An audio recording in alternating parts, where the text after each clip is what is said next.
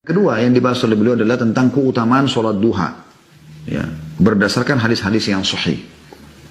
Jadi keutamaan, dan ini sering kita sampaikan saudara kusiman, kalau anda ikuti materi kami tidak asing yang bahasa ini. Saya sering bahasakan, kalau ingin rajin berbuat sebuah ibadah, maka coba cari tahu tentang keutamaannya. Karena kalau kita tahu keutamaannya, otomatis kita akan, kita akan tahu itu, ya. Kita akan terdorong untuk mengerjakannya. Sebagaimana juga anda kalau terbiasa dengan satu perbuatan buruk, anda cari tahu tentang ancamannya supaya anda meninggalkan. Salat duha memiliki keutamaan berdasarkan hadis-hadis di bawah ini. Yang pertama, hadis Abu Dzar radhiyallahu anhu dari Nabi SAW, beliau bersabda, yusbihu ala kulli sulama min ahadikum sadaqah, fa kullu tasbihatin sadaqah, wa kullu tahmidatin sadaqah, wa kullu tahlilatin sadaqah, wa kullu takbiratin sadaqah, wa amrun bil ma'rufi sadaqah, wa nahyun 'anil munkari sadaqah, wa yujzi'u min dzalika rak'atani yarka'huma min ad-duha.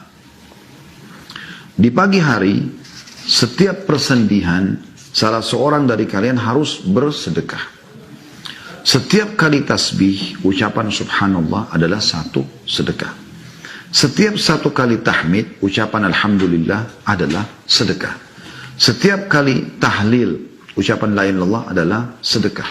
Jadi setiap sendi-sendi kita ini ada 360 sendi, kita harus bersedekah agar selalu terjaga. Setiap kali takbir, ucapan Allahu Akbar adalah sedekah. Anda berzikir semuanya adalah sedekah. Dihitung satu sedekah dengan satu ucapan, ya. Memerintahkan kebaikan adalah sedekah, mengingatkan pada perintah-perintah Allah. Melarang kemungkaran adalah sedekah. Semua itu dapat tercukupi dengan melakukan 2 rakaat sholat duha. Hadis ini riwayat Muslim nomor 720. Jadi kita lihat teman-teman sekalian di sini,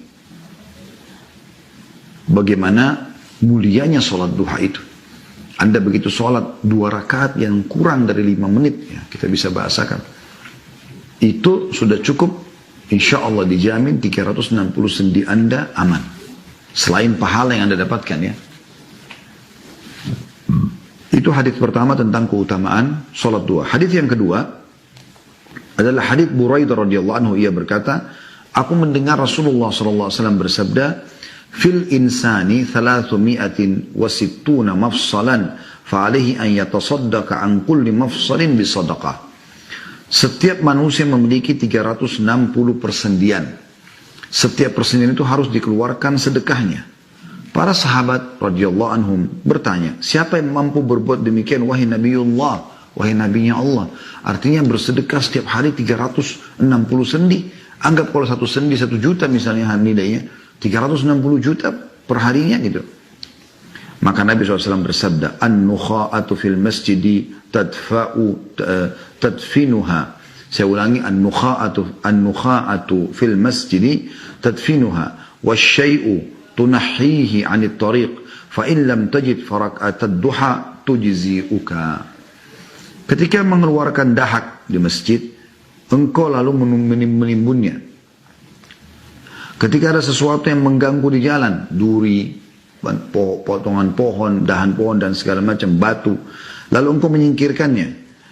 Jika tidak ada yang ditemukan, maka cukup bagimu 2 rakaat duha. Hadis ini riwayat Abu Daud dalam kitab Adab di nomor 5242, Ahmad jilid 5 halaman 354 dan disahihkan oleh Al-Albani rahimahumullah. Ya.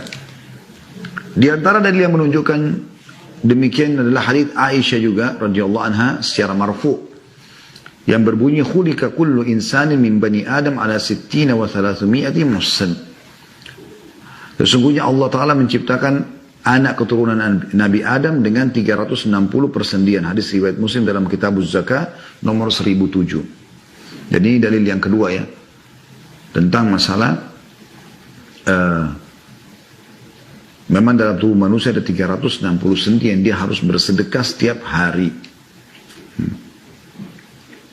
Kalau hadis pertama tadi kan nggak disebutkan tentang 360 sendinya, ya, cuma disebutkan setiap hari harus, ya, setiap pagi anak Adam itu bersedekah untuk sendi-sendinya.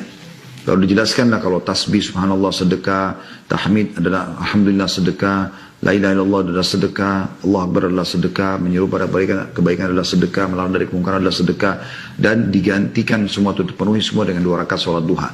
Kalau dalil yang kedua menjelaskan tentang memang ada 360 sendi di tubuh manusia. Hadis yang ketiga adalah hadis Nu'aim bin Hammar radhiyallahu anhu, ia berkata, aku mendengar Rasulullah SAW bersabda, yaqulullah ya ibna Adam la tu'jizni min 4 raka'atin fi awalin nahari akfika akhirah. Allah Ta'ala, Allah Maha Tinggi berfirman, wahai anak Adam, janganlah kamu lemah untuk beribadah kepadaku dengan 4 rakaat di awal siang. Niscaya aku akan mencukupimu di akhir siang. Nah, jadi ini makna daripada la tu'jizni, jangan lemahkan aku, maksudnya adalah jangan luput beribadah kepadaku dengan meninggalkan duha di awal siang, sehingga aku pun tidak mencukupimu di akhir siang. Ya, sebagaimana diambil dari kitab Aunul Ma'bud Syarh Sunan Abi Daud.